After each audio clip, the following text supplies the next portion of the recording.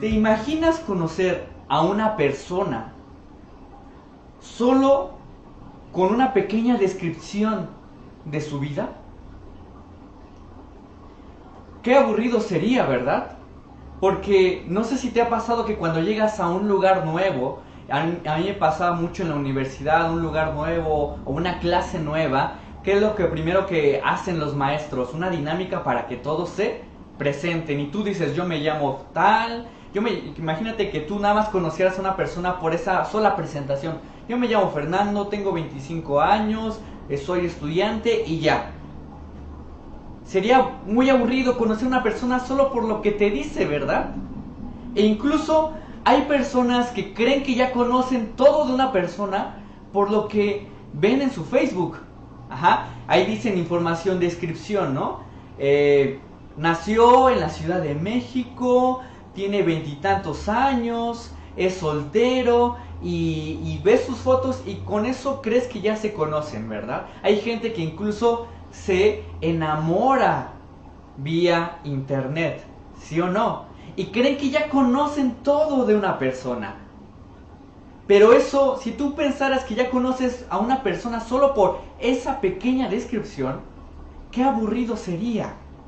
E incluso también, no me dejarán mentir los esposos, cuando conocieron a su cónyuge, a su mujer, a su esposo, a su marido, ¿cómo se conocieron? ¿Cómo se conocieron mejor?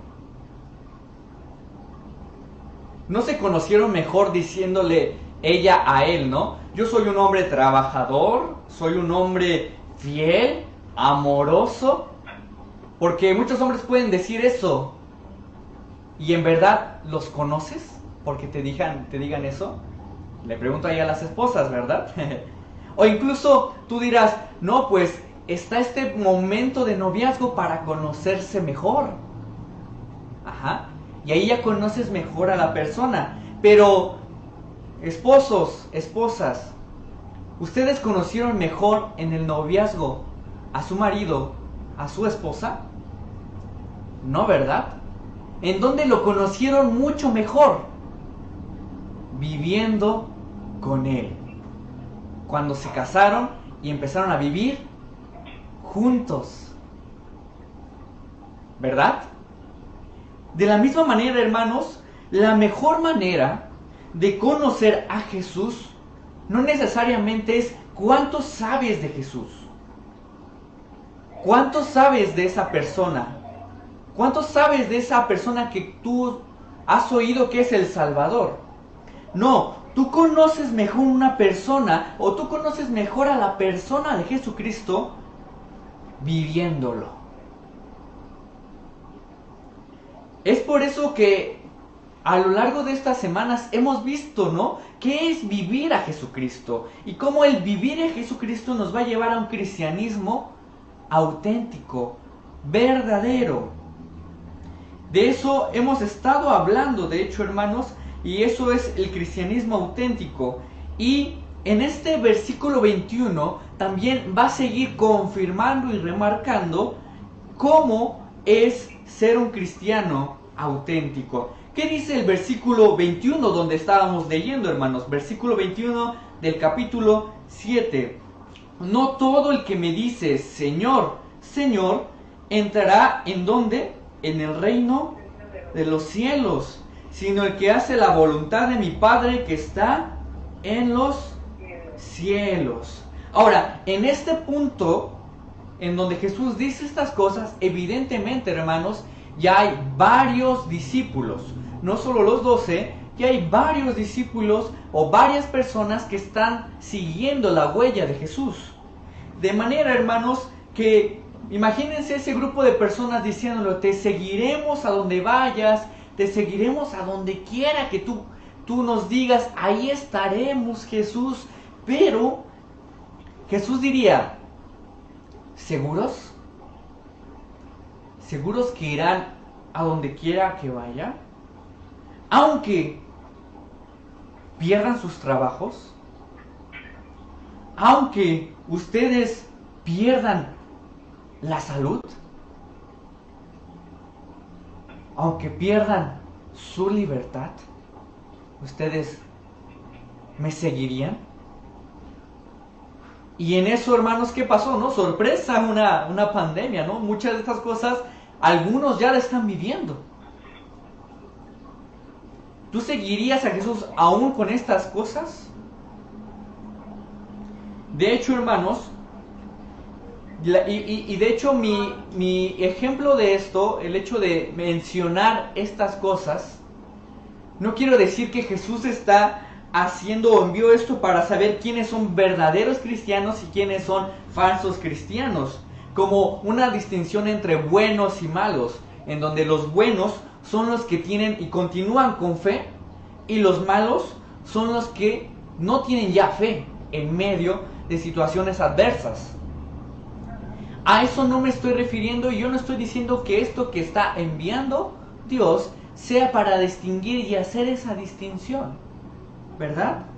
Pero lo que quiere Jesús en este versículo es ayudarnos a entender algo, y es un llamado, y esa es la primera cosa, hermanos, que deben entender, en que este es un llamado a sostener lo que decimos con acciones.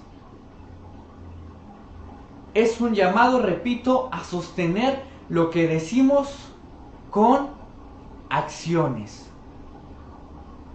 Entonces, hermanos,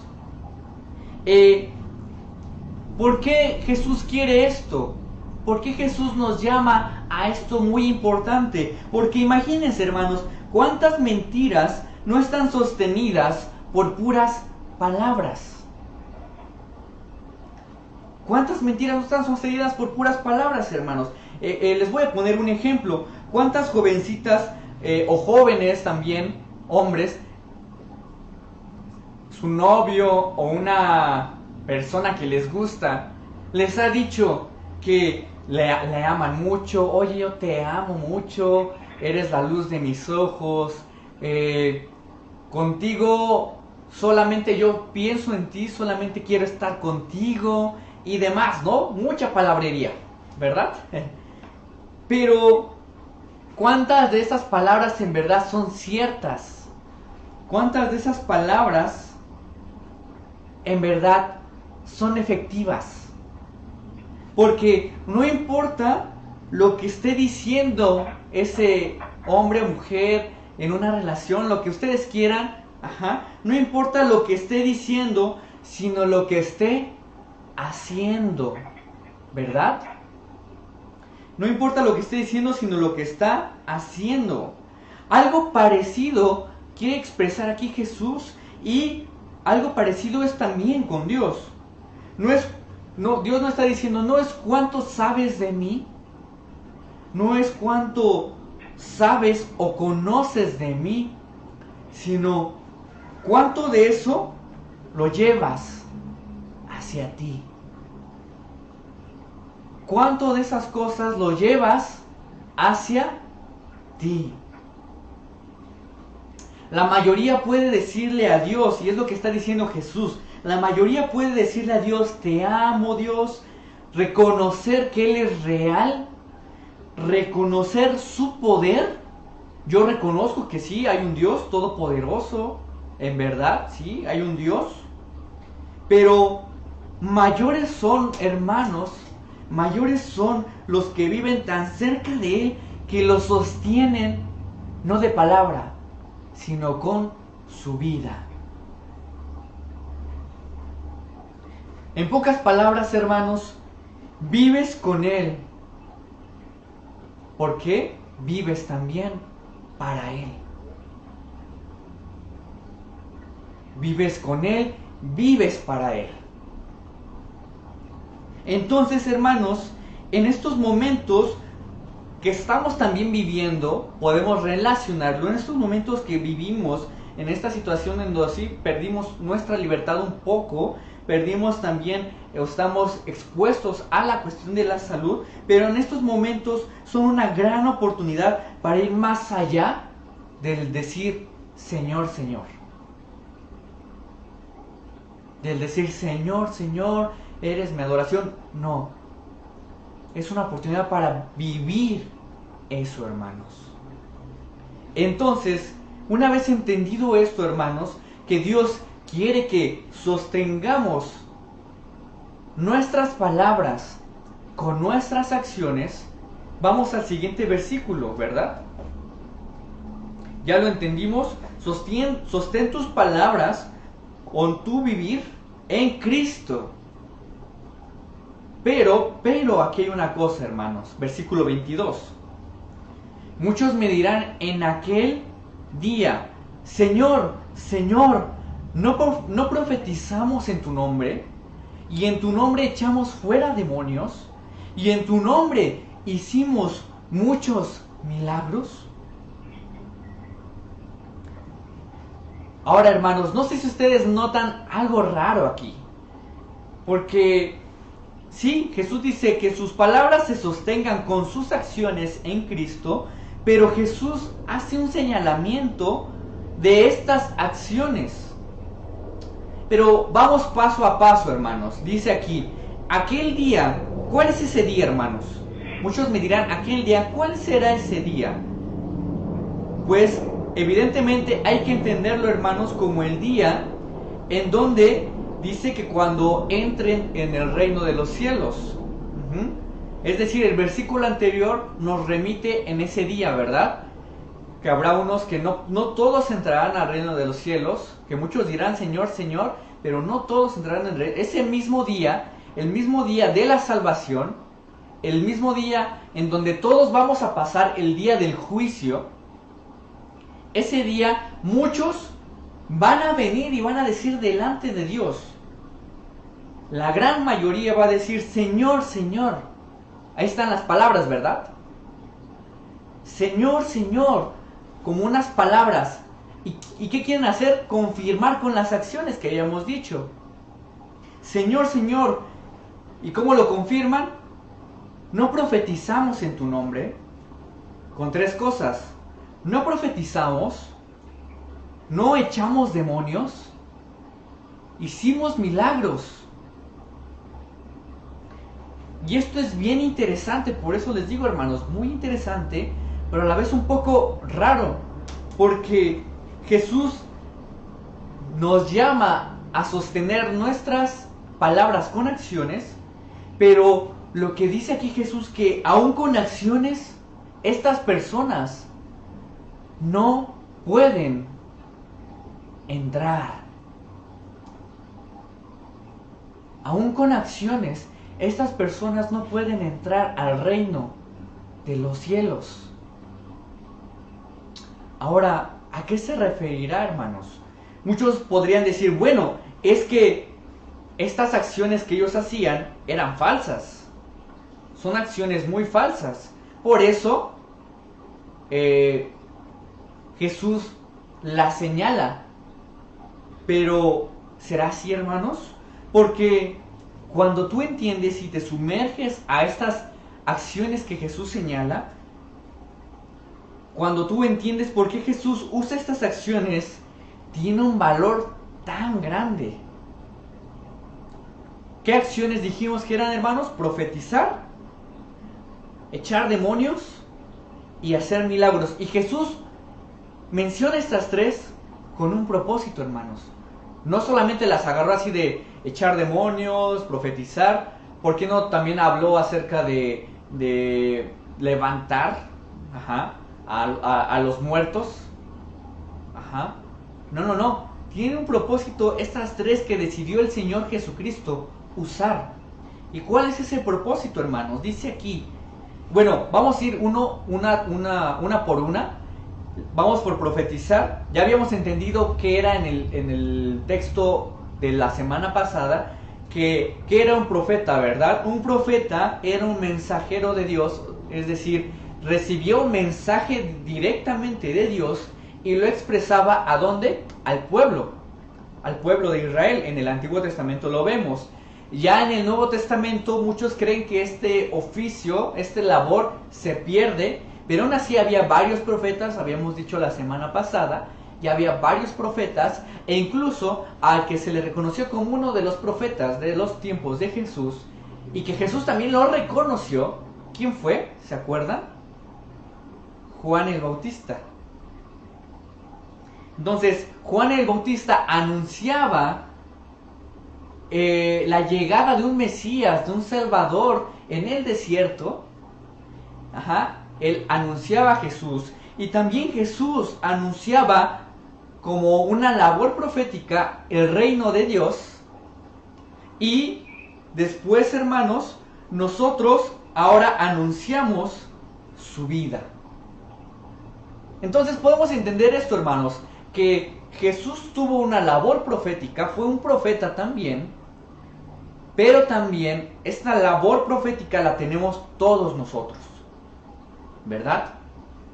Ya no necesariamente anunciamos la llegada de un Salvador, ya ahora anunciamos que Él vino y murió, ¿verdad? Que Él ya vino, no que Él vendrá. Entonces tenemos también nosotros una labor profética. E incluso esto que estoy yo haciendo ahorita, hermanos, es una labor profética, el predicar el Evangelio. Cuando tú también le hablas a alguien más del Evangelio, le enseñas y hablas acerca de estas buenas nuevas, también esa es una labor profética, ¿no? Es una labor que hoy también podemos entender como una labor apostólica también, ¿verdad? Entonces, no necesariamente hacer esta distinción, no que somos profetas, no que somos apóstoles, sino tenemos una labor profética apostólica, ¿verdad? Ok. También la segunda cosa que habla, hermanos, es la parte de echar fuera demonios. Fíjense qué interesante.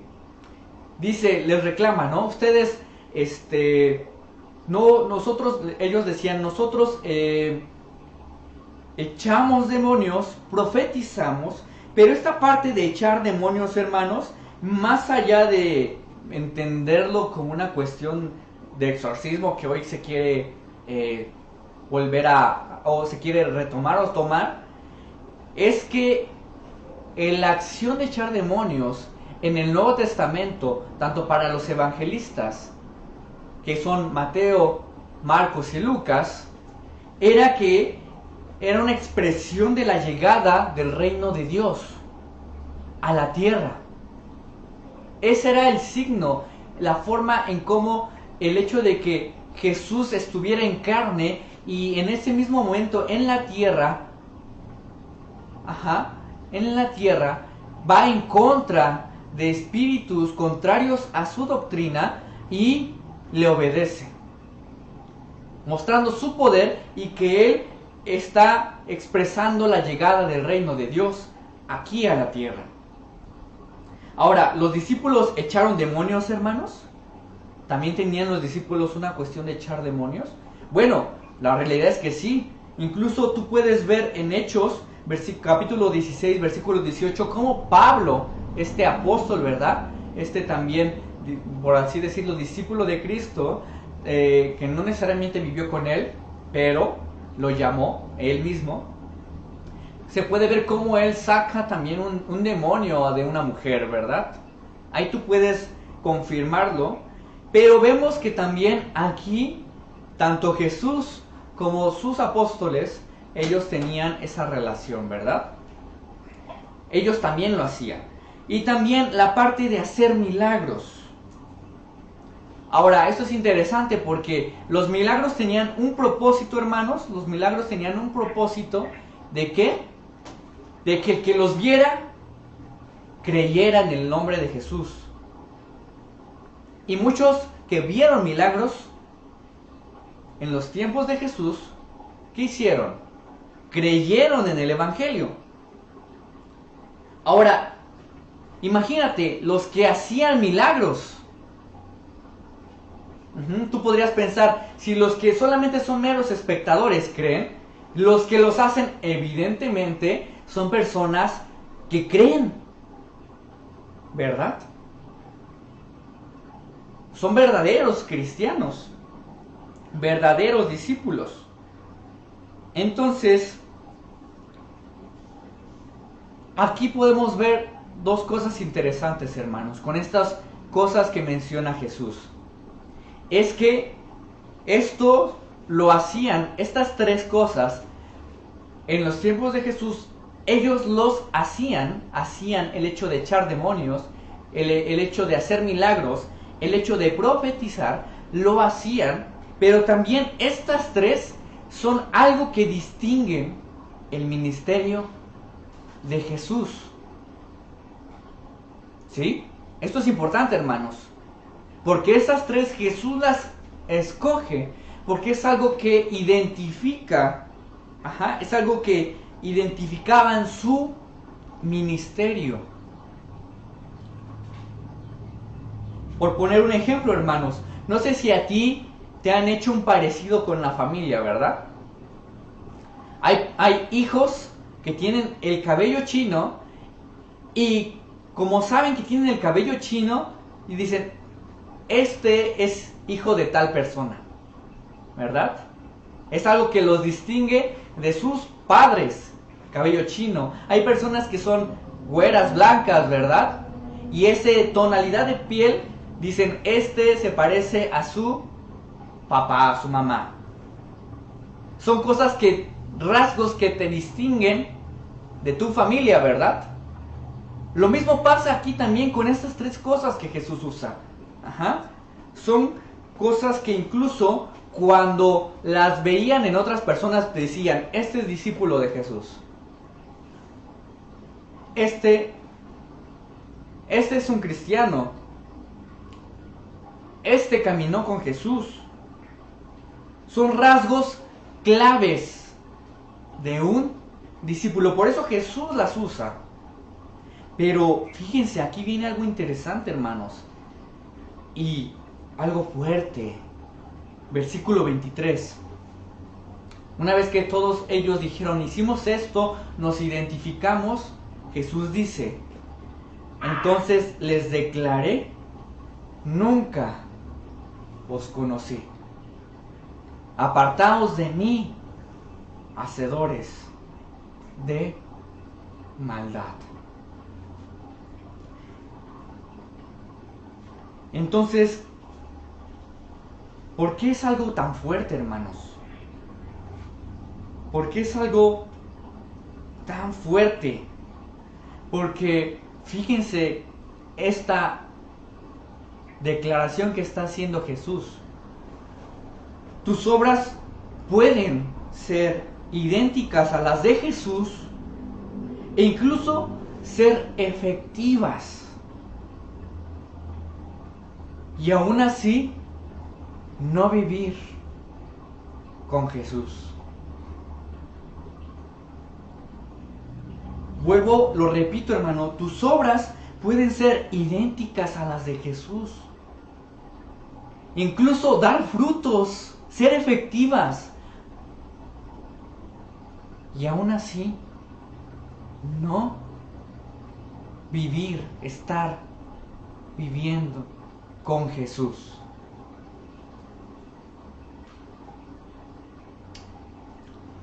Entonces, hermanos, hay gente,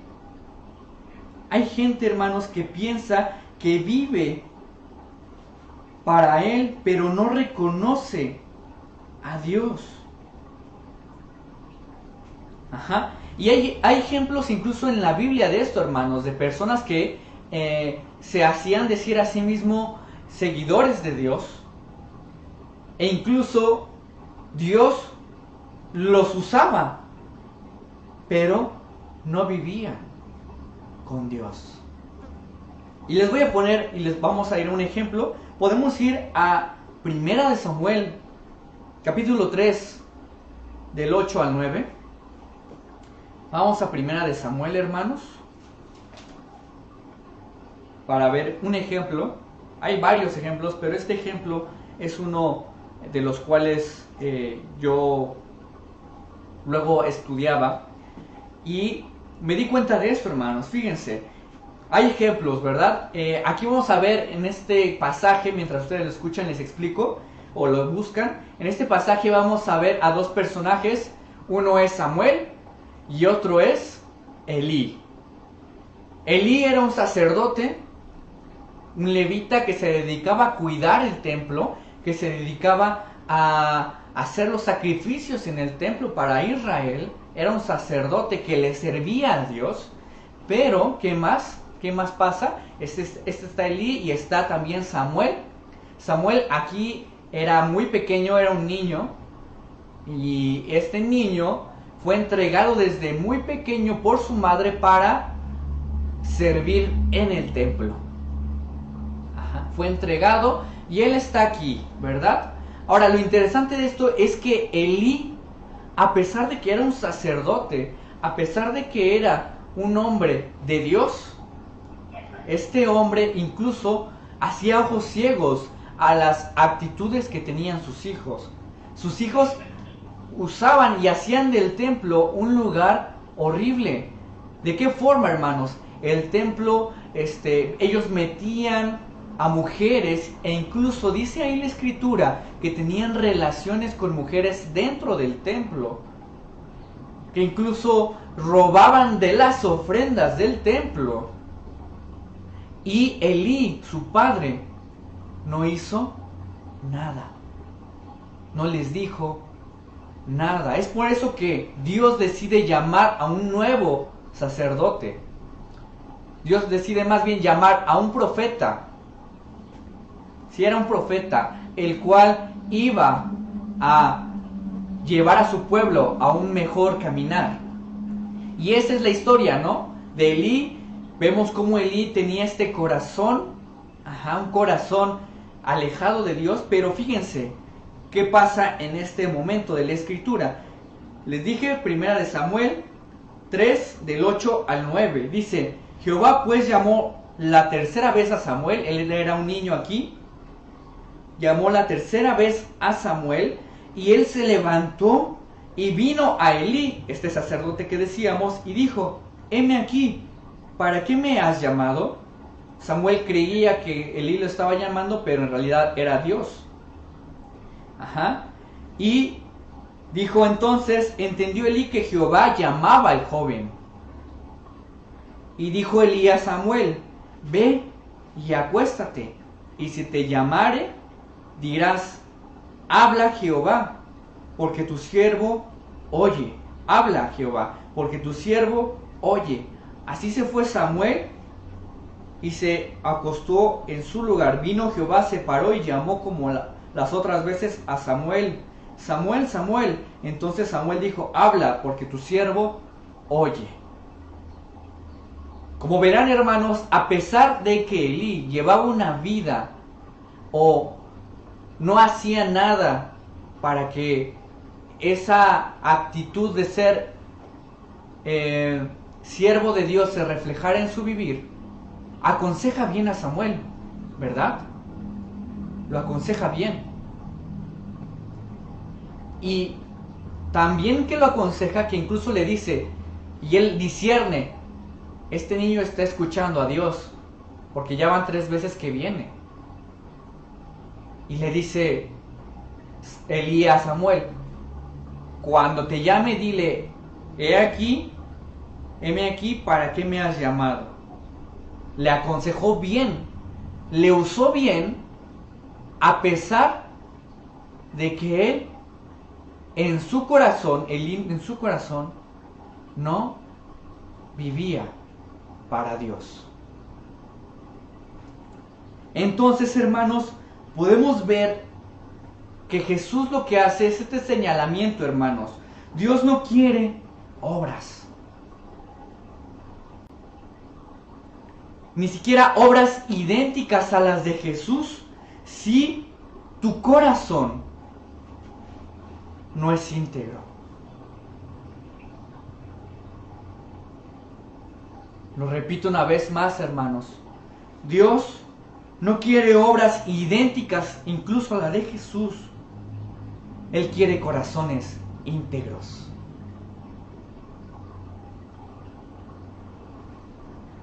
A Jesús no le interesa, hermanos, en cuántos coros has cantado, o cuántas alabanzas cantaste a lo largo de tu vida. ¿O cuántas veces leíste la Biblia de pasta a pasta? ¿O cuántas veces predicaste de Dios a las naciones, a otras personas, si al final tu corazón no es verdadero? Si al final hay otras partes de tu vida que no reflejan la integridad a Dios. Entonces, hermanos, Jesús lo que está diciendo aquí es: ustedes van a entrar no por las acciones tan grandes que hicieron, incluso aunque se parecieran a las de Jesús, incluso aunque ustedes vieran que daban frutos. Jesús lo que quiere son corazones íntegros. Que ese mismo corazón que estás entregando a otras cosas en frutos, que estás sirviendo, ese mismo corazón lo lleves al ámbito familiar, con tu familia, con tus hijos, con tu esposo, con tus hermanos. Que ese mismo corazón incluso lo lleves al ámbito de tu trabajo, que no hagas tratos chuecos. En tu trabajo, con los que sirves.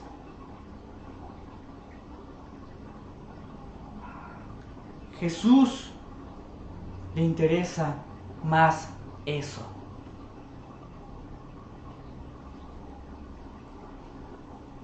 Y tal vez tú dirás que no has fallado en ciertas obras para Jesús. Pero hermano, en lo que sí hemos fallado todos, y es para reflexionar un poco, hemos fallado en un corazón íntegro. Todos hemos fallado en un corazón íntegro. Porque, hermanos, no se trata de decir Señor, Señor, por decir. No se trata de hacer por hacer. Sino no olvidar lo más importante, que es vivir con Dios, que es vivir con Él. Eso es lo más importante. Hermanos, hoy son tiempos críticos. Y algunos dirán que Dios mandó esto para que, como hace rato decía, para que uno se den cuenta quiénes tienen fe verdadera y quiénes no tienen fe verdadera. Algunos dirán eso, pero yo te invito más bien, hermano, a que si esto es verdad, a que tú puedas apropiar esto, a que reconozcas que has fallado y que solamente en Cristo, solamente en su vida, tú tienes entrada a Él. Yo te invito, hermano, a descansar en esta promesa, incluso en estos tiempos, a descansar en que tú tienes acceso, puedes entrar a la puerta. Tú estás dentro del reino. Tú estás dentro de estas cosas. No por decir Señor, Señor. No por decir o hacer por hacer. Sino por el don de vida en Cristo Jesús.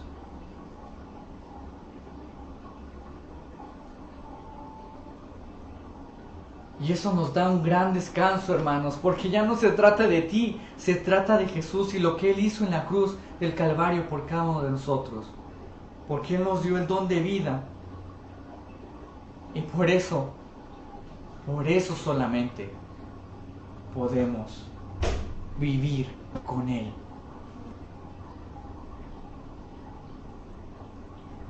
Hermano, hermana, por un lado te animo a que puedas identificar ¿Qué cosas te han impedido entregar un corazón íntegro a Jesús?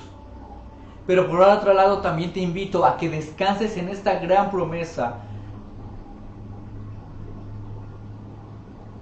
En esta gran promesa de que hagas lo que hagas, no vas a hacer nada para que Dios te deje de amar. No vas a hacer nada para que en este momento, en momentos críticos, ni lo alto ni lo profundo, nada te separará de su amor.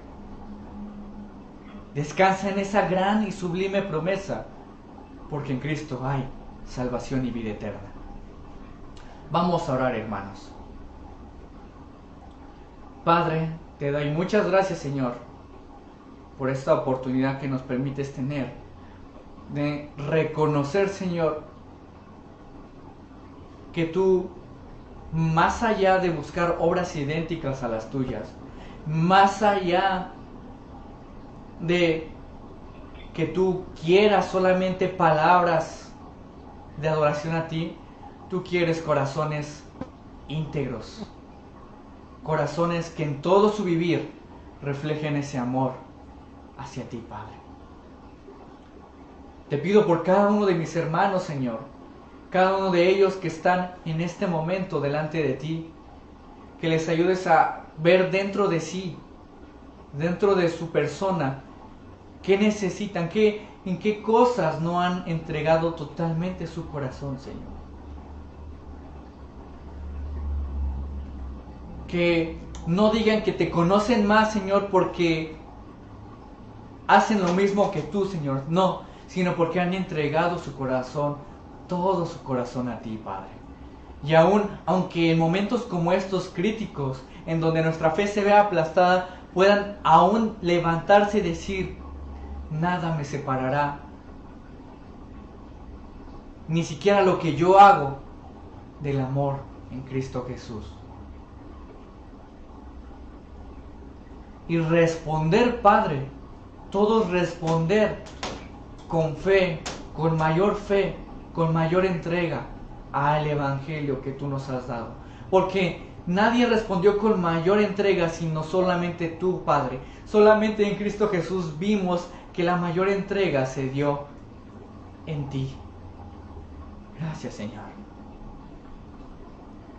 Guíanos en tu poder, guíanos a ser personas verdaderos, auténticos cristianos cuando entreguemos nuestro corazón delante de ti.